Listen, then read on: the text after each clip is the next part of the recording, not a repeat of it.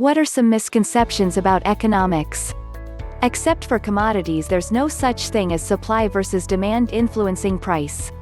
Demand is the only thing that matters. Sometimes excessive supply decreases overall demand, but sometimes diminished supply also decreases overall demand, and prices can fall because of diminished supply.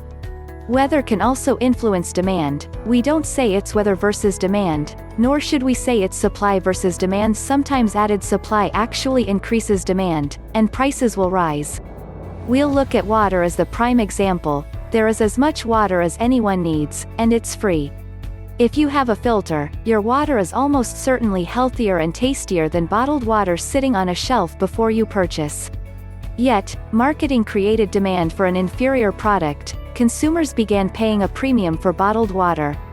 We can look at Nike sneakers. They are not higher quality, superior design than other brands. They do not cost more manufacturing than some lower priced brands. You can get as many as you like. There is no supply problem, yet they sell for premium prices, because of demand. Here's a demonstration where decreasing supply decreases demand. I have the Pontiac Solstice GXP, an incredible car, sold as a loss leader by GM so consumers would head into the showroom. When the car was discontinued, decreasing supply, the unsold inventory went down in price, and the pre-owned market price also plummeted. Decreasing supply decreased demand and decreased price. Here's a demonstration where increased supply increases demand. There's a luxury shoe, some probably recognize, Ferragamo. If you brought that shoe to a community where nobody knew the brand, and set up a booth, nobody would buy that shoe for any more than another leather brand. Yet, set up a Ferragamo store, with proper branding and marketing, creating more supply, the shoe will fetch luxury pricing. Who can forget the pet rock, a situation where increasing supply of a packaged rock created increased demand, and increased price. It's not so much the misconceptions, the more significant situation is that so few people know what the words mean. People talk about, stimulate the economy, as if they think that means something. Greek oikonomia as a household.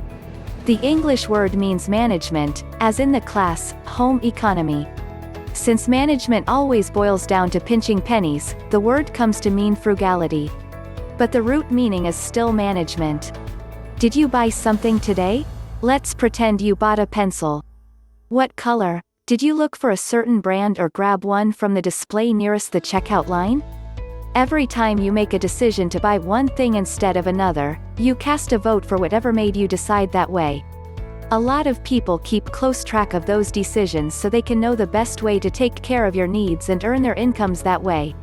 The total of all such decisions in a given area make up the economy of that area, measured in the local money for convenience.